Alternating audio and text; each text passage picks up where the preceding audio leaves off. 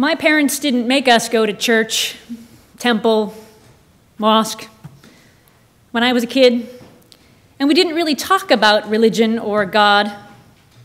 In high school, I was pretty sure that God wasn't an old white guy on a cloud condemning people based on what they wore to church, or what color their skin was, or how they prayed, or what church they went to. By college, I started hearing more about world religions, and it just didn't make any sense to me that if there was a God, that he, she, ze, she, it, or they would make so many religions only to have one be right.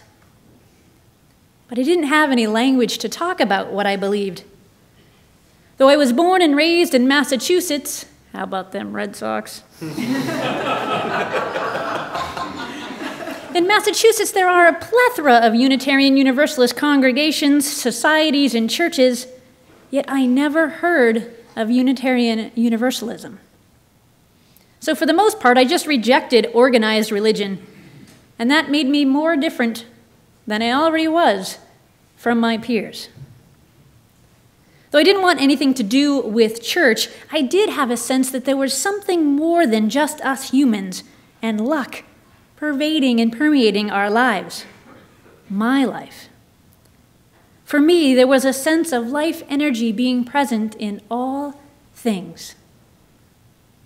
I suspected that the path to peace wasn't to kill people who believed in a different God, but rather maybe to try to understand another's faith.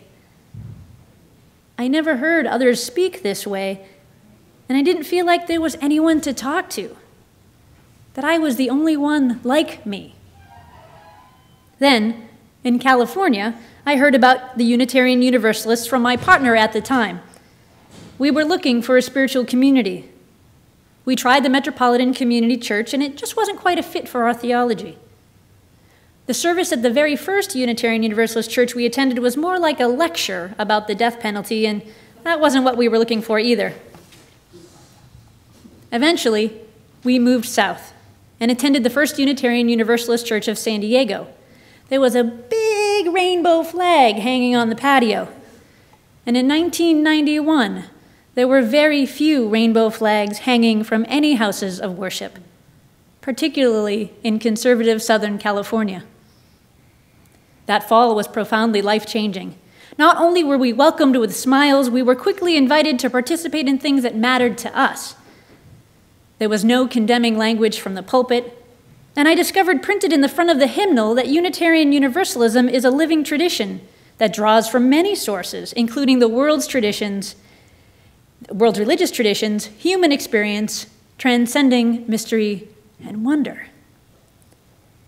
Finally, I could be out about my feelings that millions of Buddhists, Christians, Hindus, indigenous peoples, Jews, pagans, Muslims, everybody must each know some part of the truth about the divine of many names, and yet is beyond naming.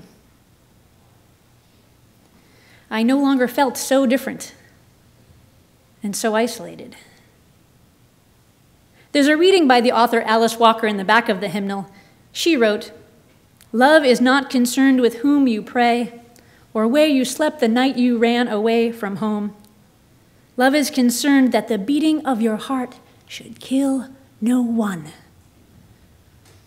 Unitarian Universalism is about cultivating that kind of love. Over a couple of years, that first visit, I made friends, joined committees, participated in groups, and became an active part of that community. My relationship was struggling, and eventually, things fell apart. And though it was the right thing to happen, I was pretty devastated. One of the co-ministers, Reverend Carolyn Owentoll, saw me on the patio that morning after she met folks through the long receiving line after service. She came up to me, extended her arms to bring me into a hug, and softly asked how I was. I began to cry in her arms as I told her my relationship was ending. Though I was really glad to have a spiritual home, part of me was still waiting for that other shoe to drop. As a young 20-something, my self-esteem was a bit shattered, and I worried that maybe I wouldn't still be welcomed. I think part of me expected the minister to pull away and say something courteous and then go on with her mourning, tending to the other 600 or so members. No, instead, she just stood there in the middle of this busy patio and held me a few more moments as I collected myself. She gently released the hug, but not me. Keeping her hand steadily on my shoulders, she offered kind and sincere words of concern and reassurance. Though no one has to sign up to believe a certain creed to be part of a Unitarian Universalist community, by its very essence, this is a life-saving faith. We encourage people towards spiritual growth and being in right relationship with one another. This faith is saving lives because we are learning to live more gently on the planet, to recognize the interdependent web of all existence, and we are starting to wrestle with the implications of our choices. This faith is saving lives because we are finally starting to look at white privilege, class difference, age discrimination, heterosexism, and accessibility needs.